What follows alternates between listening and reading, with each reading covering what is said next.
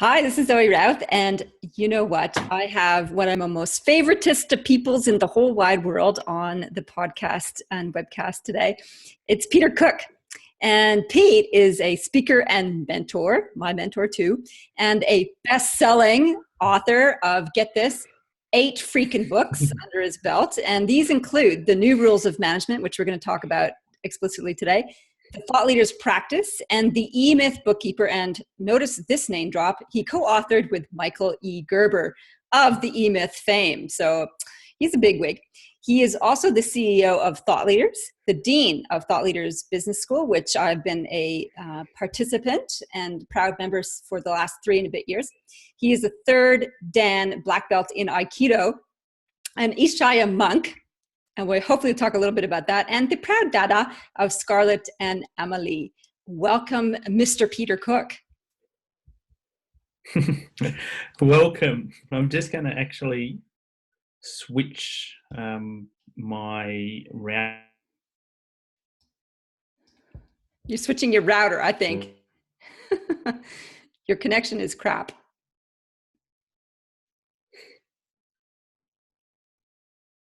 Did you just switch your router? Is that what you just did? I did, and now I should be better and not freezing so much. Okay, cool. So from the top, thank you so much for having me, Zoe. It's an absolute honor and a pleasure to be chatting to you on your very own podcast. How cool is that? You've got a podcast. It is pretty cool. It's been going for just over a year now, and it's becoming one of my favorite modalities in terms of sharing and thinking major concepts that help us progress in our leadership and our work. Because I've been interviewing some amazing folks and learning heaps myself along the way. And I love listening to podcasts. I put them on. Over a year? Yeah, over a year. Yeah, I think this is episode... You're surprised? You a year to invite me on. And there's the little dig. Yep, you are episode 68. So I've talked to 67, wow. Oh, well, not quite 67 other people because some of them were just with me, but congratulations. Yeah. That's prolific. Thanks, Pete. So it's prolific and productive, which is a very nice segue. Thank you very much. Yeah, nice alliteration too. Okay, so we're here to talk about the new rules of management, otherwise known as implement, and you are the master of implementation. It's one of your foundational pieces for your thought leadership. In other words, how to get people to get stuff done. So you might have lofty aspirations, but how do you buckle down and actually deliver on that? So what led you to getting obsessed with implementation? Yeah, I've been reflecting on this for a week since you sent me through an email.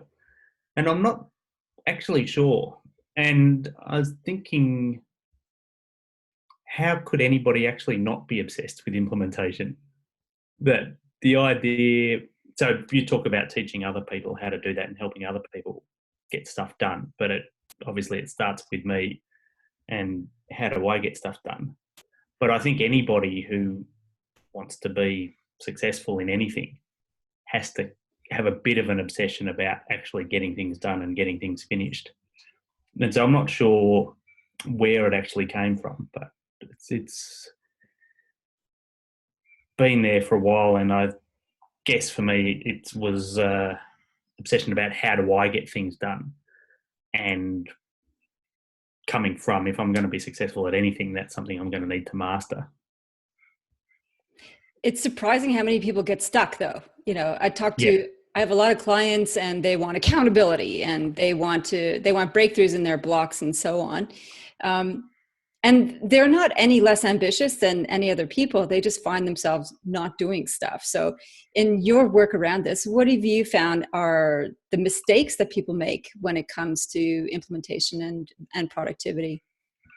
The biggest one is that we blame ourselves. Oh. So we think that productivity, implementation, success even is internal. And when I don't get something done, there's something wrong with me. So I say, all right, I want to get fit and I want to exercise. And I join a gym and then I don't go. And then my internal conversation is, I'm weak, I'm ill-disciplined, my character. There's something wrong with my character. There's something wrong with me, and here's more evidence for why I can't do it. And I think that it's actually much more about what we put around ourselves. We're not designed to implement long-term projects. What do you mean by that?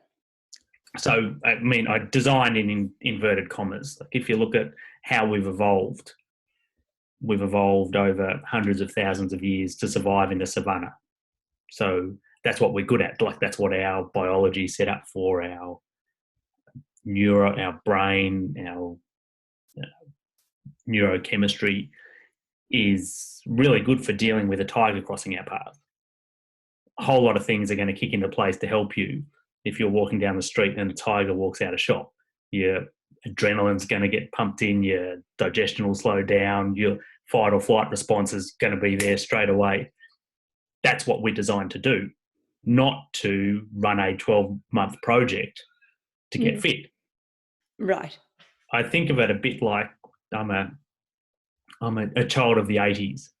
Yeah, me too, bro. And Wednesday nights, my mum, she's a psychiatrist now, and she was studying child psychiatry when I was a kid, and Wednesday nights she was at university doing that. So that was the night that me and my two brothers and my dad were on our own, and it was A-team night. So I love the A-team. Dun, dun, dun, dun, dun. So we always watched the A-team on Monday night, and for any of your listeners who aren't familiar, the plot was the same every week. Essentially, they would need to rescue typically a damsel in distress. They would get caught by the bad guys and get locked up in a shed with all the bad guys on the outside with the damsel and the machine guns. And what you'd want in that case, ideally, is a tank. Oh, yeah. Bulldoze out of there. Of course, there's never a tank sitting in the shed. There's always a tractor, some welding equipment in the corner, some steel plates, some hydraulic gear, and a pile of watermelons. And so what they would do is weld the metal onto the front of the tractor, hook up the hydraulic gear, grab the pile of watermelons, then come blasting out of the shed in this tractor, shooting watermelons at the bad guys so that nobody actually dies, and rescuing the damsel in distress and heading off into glory. And I think of ourselves a bit like that. We've got to hack all these things on around ourselves to get better at this. So rather than blaming ourselves for not being ideal for this, it's better to say, all right, kind of accept this is not what I'm designed for. So what are the things that I can put around myself? What are the external structures that are going to make me better at implementing things, at getting long-term projects fulfilled? And the one you mentioned, accountability, is one of those. External accountability is an external structure that can help you do that. Okay, so poo-pooing accountability is not the right thing to do. Mm-mm. By the way, is that a water bottle with little purple hearts on it? Is that like your daughter's water bottle? I can't believe this is the second time in a week that I've got grief for this. They're little teardrops. Okay. It's a glass water bottle because Alessandra, our friend, has said I'm not allowed to drink out of plastic. Okay. She just bought a glass one, and it's got but it's purple. And when I was at the roadshow last week, Matt also was hanging it on me for bringing it purple. So I think I perhaps do need a more masculine water bottle. Yep. Anyway, it's cute. I'm glad it's glass. That's good. It is. So an example of how to hack yourself to support yourself is by having resources that support your biology. And plastic is one of the things that is detrimental to your biology. So I have a BPF-free water bottle as part of my strategy. Nice link in. That's the way you brought that back. A little tenuous, but you got there. So accountability, it's a useful thing. And if we're talking about like hacking the A-team and bolting things on and setting ourselves up to support so that getting ourselves out of the Kalahari Desert or the Sahara, wherever it is, I'm sure I would not survive more than a day in. I'd get fried and starve and whatever. In any case, I get your point, though. We're designed for survival, not for long-term plotting. Yeah. when it comes to business and hacking, not just thriving in an environment where our survival is now a given. Yeah, that's you right. or me or anyone listening to this, chances are we have shelter, we have food, we have clothing, like the basics are all taken care of. Yep. And now it's a whole different game that we haven't evolved for. Yeah. So if you're designing the perfect ecosystem to support a professional who's going to be uber productive, we've got accountability as one piece. What else is there, Pete? There's projects. So actually creating a long-term project that has milestones and has outcomes and it's very specific. So rather than kind of nebulous long-term intents, a project, and I talk about projects that matter. So something, an outcome that's going to light you up. Mm-hmm. Another is the right support. So who are the people around you that are helping you, who are your mentors, who's on the team, so not doing it on your own. We're social animals. And the right frameworks, the right environment, the right physical environment, the right electronic environment, the right methodology.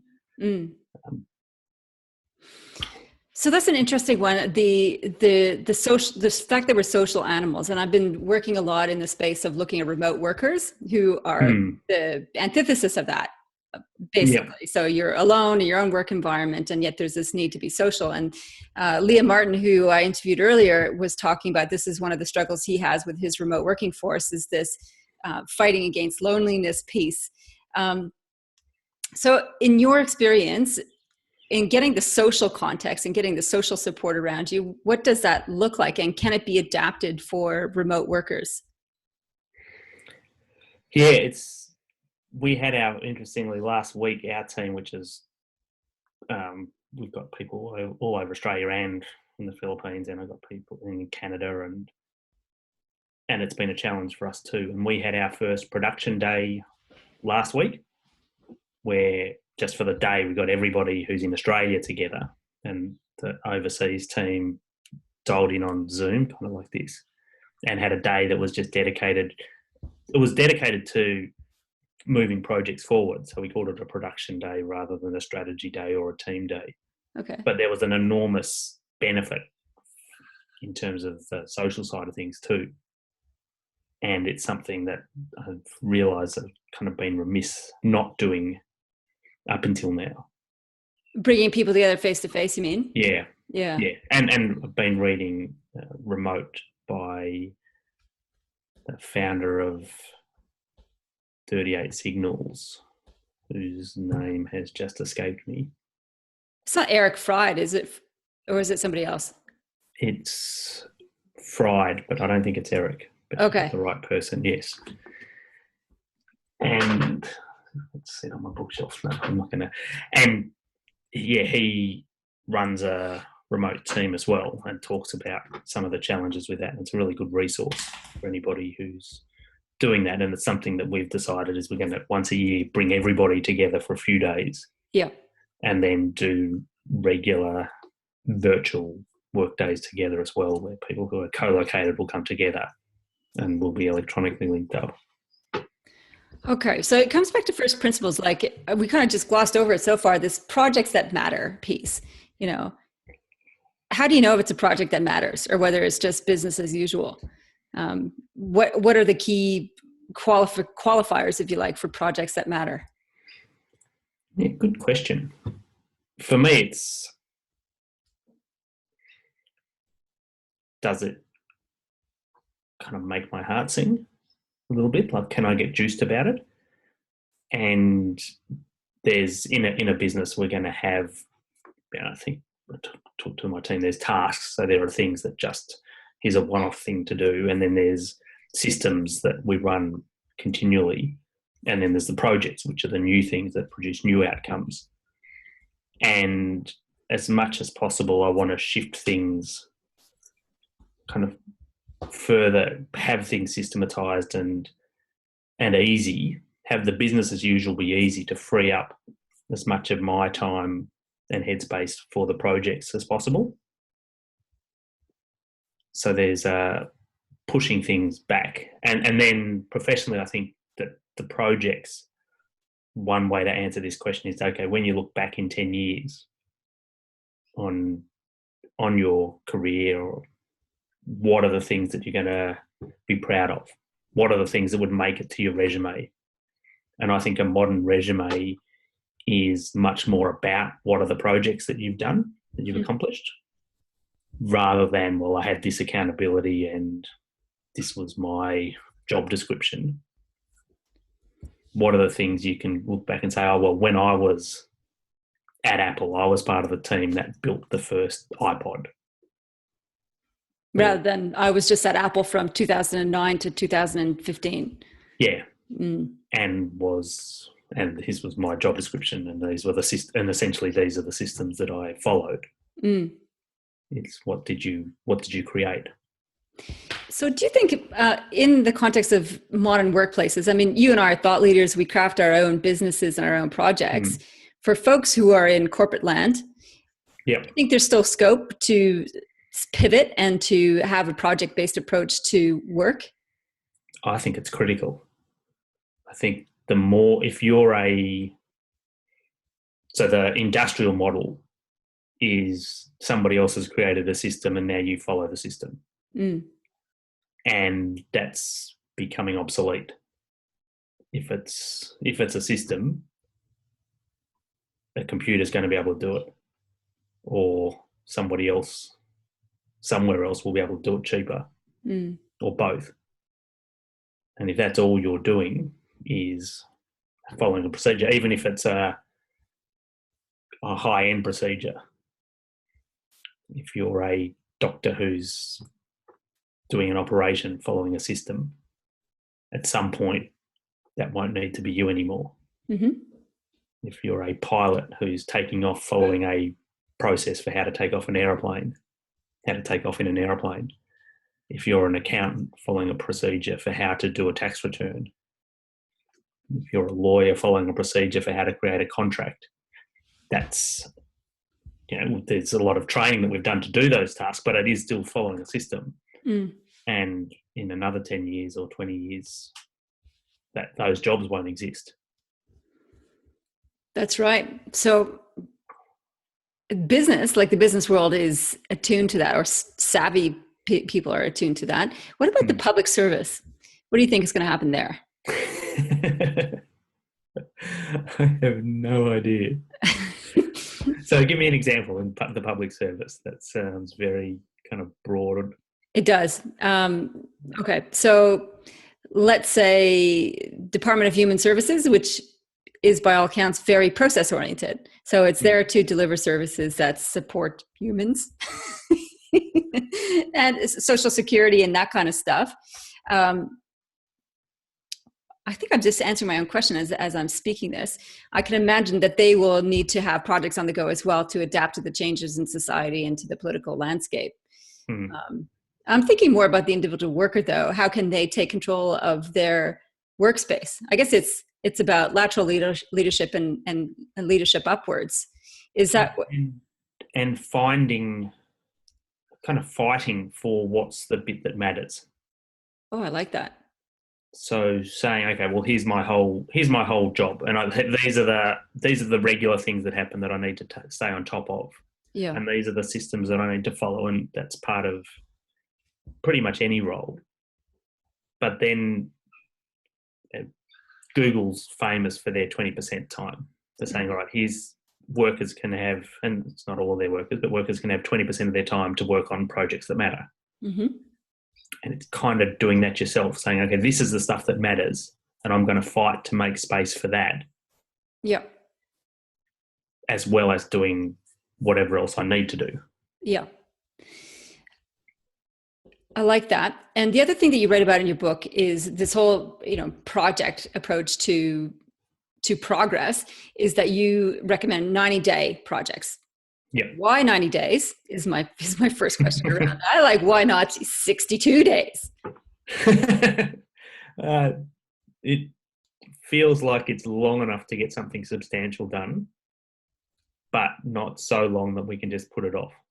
So if it's a 12-month project to write a book, I can start that next week. What, a year? Can't you just knock one off in 90 days, Pete? Exactly. So rather than have it be 12 months to do it, Yeah. I would say have a 90-day project. And the 90-day project might not be the final version of the book. Right. But there's much more traction in saying this is what I'm going to get done in the next 13 weeks. Do you think people overestimate or underestimate what's possible in a 90-day block? They overestimate. So Okay. people overestimate chronically what they can do in a week or in a month or in a quarter. In a day also. and in a day and in an hour and in a meeting and in everything except in a decade. And then they underestimate what they do? They underestimate what can get done in a decade. That's weird. Yeah. But you look back, you can do the mind experiment. You can look back on your last week and think, what are you frustrated that didn't happen? And look back at the last month. Mm-hmm. But then look at where you were 10 years ago. And look at what you've done. Yeah. I can't even remember how old I am. Okay. But yeah, like 10 years ago, if we were having this conversation and saying you'd be running a podcast with 68 episodes and have written 3 books, and your last decade is extraordinary. That's true. Yeah. But it's not like each week or each month or each quarter feels like that. That's right. Yeah. Okay. So just a leap forward then. So because often we do these visioning exercises, 10 years, imagine yourself, and people have all these pie in the sky stuff. Really, we should encourage people to have pie in the sky stuff, because if you put it out there, it's likely that you can actually grow into that. I think definitely for a decade, by all means. And the risk is that you then kind of achievable and much smaller for the next 90 days. Yeah. Okay. Yeah. So how we can let ourselves off the hook is to say, in 10 years, I'm going for this big thing. Mm-hmm. And it can be so big that there's nothing you can hold yourself to account for. Yeah, that's right. Yeah. Because it's just too big. Can't put your hands around it. Yeah. Okay. So you talk also about recommendation, 90-day projects in your professional life, get that, and 90-day projects in your personal life.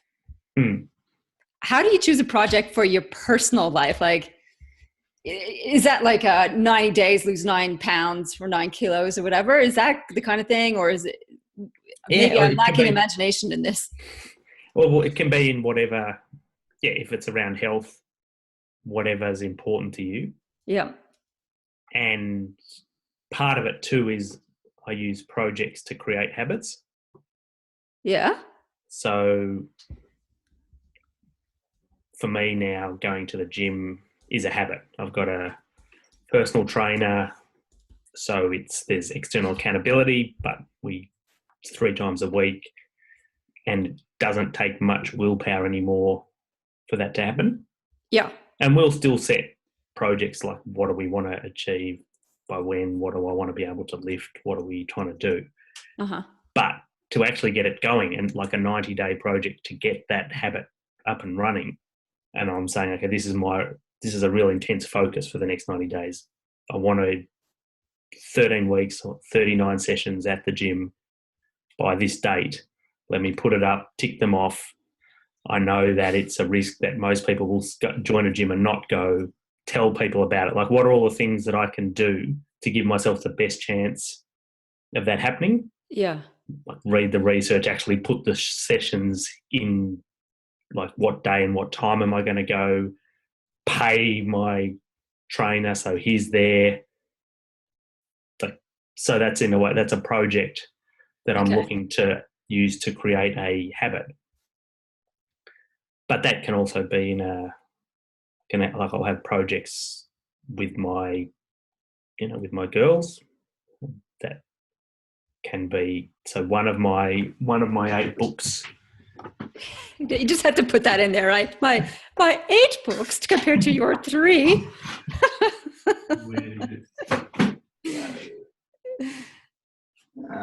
Pete's just gone off to find it on his bookshelf, for those of you who are listening to the podcast instead of the video.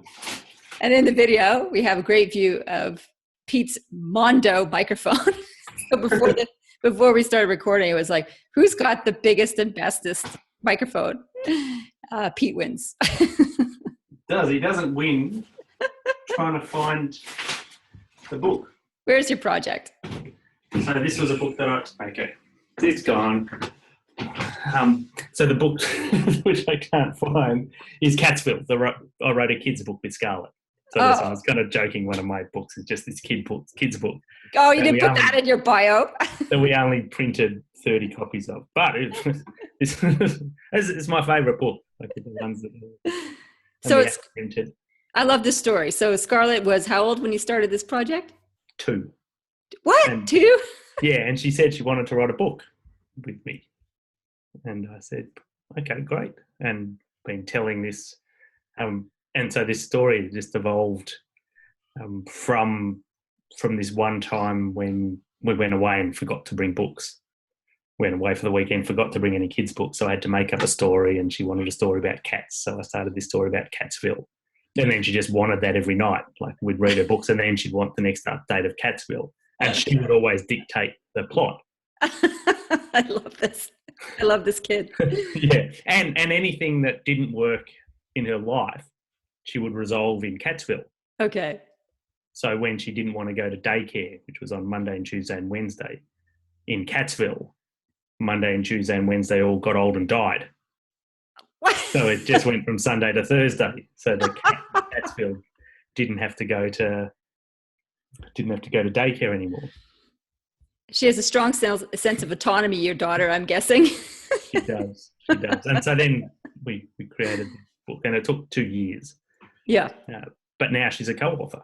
That's awesome. She's a co-author, and we create projects together about things that she wants to do, and they're obviously there.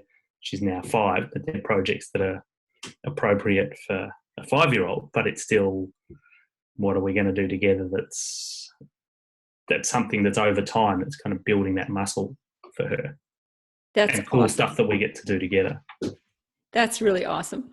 Did you apply the same principle to get to 3rd Dan, a black belt in Aikido? I actually did have that. I had when I started, I said I want to be a 3rd Dan. I heard when I started, someone told me that 1 in 200 people who start get to a black belt. Uh-huh. And I was like, 1 in 200. Looked around the mat and went, okay, I'm the 1 in 200.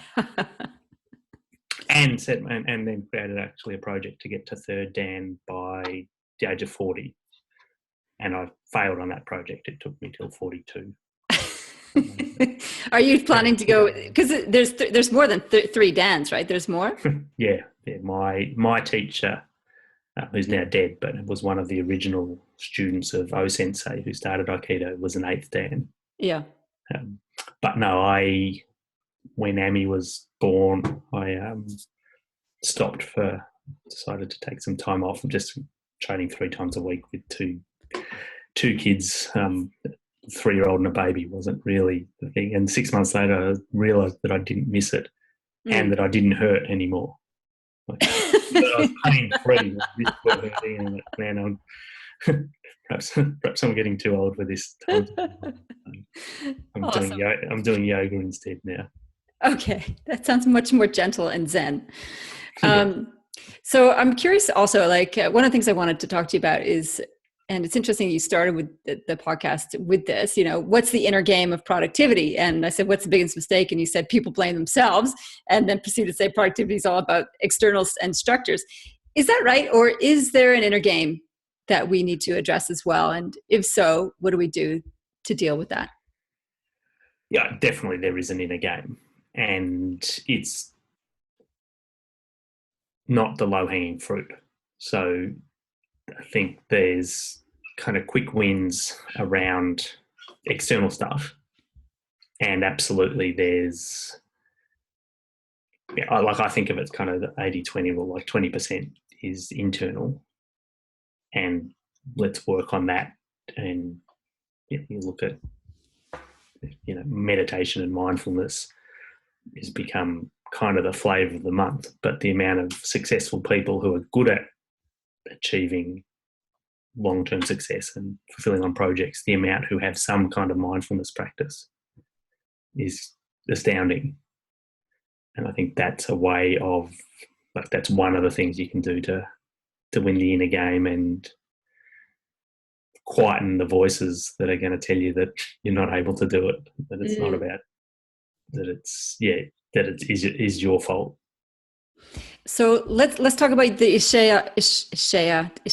How do you pronounce it? Ishaya monk practice, because I'm trained basic level in the Ishaya practice. You introduced me to this meditation methodology. You've been doing it for how long now? I did the initial course 5 or 6 years ago, but 3.5 years, a bit more than 3.5 years since I went to Spain, and have been doing it seriously. Okay. So people are going to be curious, what does it mean to be a monk? Do you not have sex anymore? Is obviously what people are going to want to know. Now, we don't need the detail. I just need a yes or no answer to that question. And then what does it involve, and how has that helped your productivity? Not the sex part, but the... So there are 3 elements. I've got a relationship with my teacher, who's like a spiritual teacher. Yeah. A lifelong relationship. I have a meditation practice. So for the last 3.5 years, a bit more, I've meditated for at least an hour every day. Is that in one sitting, or do you divide it up? No, divide it up. So you do 3 sessions of 20? 2 or 3 sessions, yeah. Wow. Yep. Ideally 3, but sometimes the middle one, depending on my day, that one doesn't always happen, and then we just go a bit longer at night. Yep. And the third is I've taken vows. And so these are vows of telling the truth and non-violence. And one of them is self-restraint, which is, the Sanskrit is parigraha. And that was different, or translated differently from the Sanskrit. So some orders translate that as celibacy. Mm-hmm. We translate it as self-restraint, which is much better. I'm down with that. and so one of our rules, if you like, is that we don't have sex outside of a committed relationship. Okay. But within a marriage, I'm all good. Okay. So why did you decide to become a monk? Like, so why did you take the vows, and why did you subscribe to this? So like, yes, there's a benefit to productivity. Is there anything else that feeds into it? What made you choose to do this? Yeah, no, it wasn't about the benefit to productivity. That wasn't the driving motivation. It almost felt like not a decision. It was when I was in that environment, and so I was on a 1-month retreat, and that was when I asked Maharishi to be my teacher. The first time I was on a 1-month retreat, and it was having a look at the 2 kind of paths that my life could take, either having this practice or not. And the one that called me, if you like, was definitely having this as a practice. And then, given that, I was going to be all in. I didn't want to do this. And for me, it's easier to doing it all in. If I have a teacher and I've taken these vows, then it's not a decision anymore. This is now, all right, that's the rest of my life is done. I don't need to think about that anymore. It's like I'm married. That's a lifelong commitment. I don't have to now think about who am I going home with, or who, like, that's all done. There's no more mind space taken up with that. Mm-hmm. So what have you noticed in your life and world since you made this lifelong commitment to the Ishaya practice? I think the main thing is from the meditation practice. And it's a practice that's about building the muscle of being more present. So noticing when I sit and have my closed eye meditation, it's consciously noticing when my mind goes into the future or into the past, and bring it back to the present. But exercising that muscle then in the rest of my life makes me more present. So I'm more present as a dad. I'm more present as a husband. I'm more present as a thought leader. And then my thinking is better and my speaking is better. And life is just kind of better, being more in the present moment. Mm. Yep. It sounds like a huge benefit to me. And that's why I continue to practice. How's your practice going? I'm once a day, 20 minutes. Nice. More often than not. So that's I've maintained a practice. I've been trying to work in Qigong practice following the meditation practice as well. So I think I need to put that into a project to build the habit more. So that's sort of what I'm building in terms of developing mindfulness and calming the mind down. And I've noticed, like, it's been, I think, 2 or 3 years since I've been doing my meditation practice. And physiologically, what I've noticed, because I check my HRV at the same time as I'm meditating, my heart rate variability, which is an indicator of resilience of your nervous system, is my heart rate's gone down, my nervous system strength has gone up. And because I do it over 20 minutes, I notice it shows the drop. After 10 minutes, whoomp, my system is way more relaxed. And for the first year that didn't happen. It just kind of stayed scattered. So now I can go into that state, and I've got the proof, the measurability of it in my app that I use. So I've noticed that just from external resources, but from my inner practice, it's just like a little reprieve and just a settling. And I know the busier I am, the more important it is to do it, even for 10 minutes, is to get some sort of settling, because I think you're right that muscle gets developed, and so you can get to that state a lot more quickly. Has it helped with my productivity? I'm not sure. I think so. I'm a highly productive person as well. Like I really work on executing and delivering on my projects. I think what it's helped, though, is just started to take the anxiety out of stuff. So I think that's been a project I've been working on for some time, is to get less out of the head and be present in all things. Absolutely. So Pete, I'm going to ask this question. I know we're getting close to time. One of the vows is speaking the truth. And you and I had a separate conversation around a business matter of mine a while ago, about a month or so ago. And I asked you at the end, okay, Pete, thanks for all that structural stuff. What would you do? And you said, I would speak the truth, basically, was the answer. And that has really stayed with me in terms of living up to that bar. And it's not that easy to live by that standard. Can you speak a little bit about what that means to you and what you found easy and hard about that? Yeah. Once you actually take a vow to tell the truth, what you notice is all the places that you automatically don't. Yeah. So I was at the gym. So one of these, I was at the gym this morning, and Gaz, my trainer, says to me, can you say hi to Trish for me? And in the past, I would say, sure. And maybe I would, or maybe I wouldn't. And then there was this time when I was actually consciously thought about, how do I answer that question? Can you say hi to Trish for me? And if I'm going to actually promise, then I'm going to have to track it. I'm not going to count. I can't say yes and just rely on my memory. And then if I'm going to track it, what I need to do is get out my phone and make a note and say, Gaz, say hi to Trish. And then I think, well, if I'm going to do that, I might as well just text her, because that's just as easy. And bloody hell, if I'm going to text her, well, he could just text her. And so what I said to him like that is, I might. If I remember, I will. Yeah. And now it's like this ongoing joke that whenever he says, say hi to Trish, I'll say, yeah, I might do. So there's this, and so there's this kind of consciousness and noticing, okay, paying more attention to what comes out of my mouth, and noticing where an automatic lie again, I remember with coming out of a supermarket, and a couple of years ago when Scarlett wanted to play on the thing that sits outside the supermarket that you put $2 in and it goes round and round. And I had the shopping, and it was hot, and I was trying to get her to go, and she was saying, and she said, "Come on, can I play this?" And I'm like, "No, it's broken. Come on, let's go." And I was like, where did that come from? There was no, just the lie was so easy.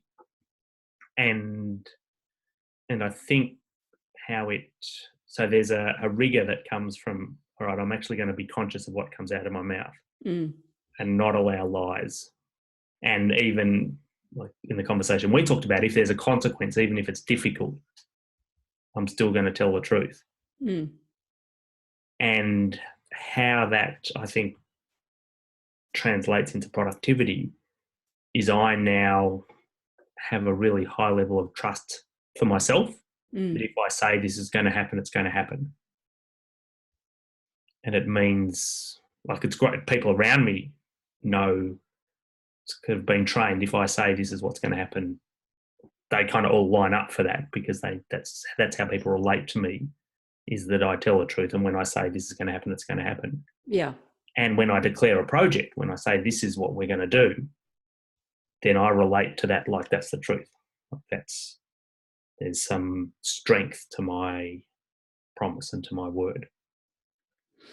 What I've noticed since we had that conversation, because I really processed that deeply and took that principle to my engagements, and what you think is hard is actually it makes life easier if you commit to speak the truth, because you don't have these tentacles of crap hanging off you, where you're like fudge things around the edges and there's a little residual of guilt and worried if you're going to be found out or whatever. It's like all that stuff goes. Yeah, and you don't have to remember, okay, who have I told what to or what did that. Yeah. Yeah. Yeah. Or well, I don't think I've told lies like that. Maybe I have. Wait a minute. I probably have, if I'm speaking the truth. In any case, committing to not doing that and to being honest and above board just makes things so much cleaner. There's no repercussive things. You just show up as authentically as you can, making the decision that you believe is right with the best of what you know at the time. And does that make productivity better? Yeah, but I think more importantly, it makes you and your life better. Yeah. Yeah. One of the nice things that my teacher said about this too is, like he said, always tell the truth, but he said you can tell the kind truth. Yeah. So, well, we had this example when I was at the meditation retreat, and I was having a great time, and I was saying, oh, this is like, I thought I would really miss home, but I'm actually really just enjoying being here. And he said, yeah, so the kind truth is if Trish says, do you miss me? You don't have to say, no, I'm having a good. The kind truth is to say, I love you, babe. I'm really looking forward to seeing you again. That's called deflection. He calls it a kind truth. There you go. That's a political sidestep. Yeah. Yes. I call them poo bombs, like you can speak the truth and you can do it like you just dump something on the table and it splatters everywhere, or you can be kind in the delivery.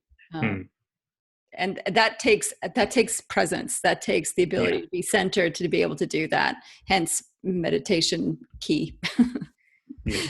Pete, we're going to have to wrap it up. That was delightful. Thank you so much for carving out space in your calendar to be here with me to share your wisdom. My absolute pleasure. Honored to be your 68th podcast guest. You know what? I think always a pleasure to talk to you. I think you might actually be episode 69. So you might even get the magic number 69. I'll check on that for you. That would be a double honor. Thanks, Pete.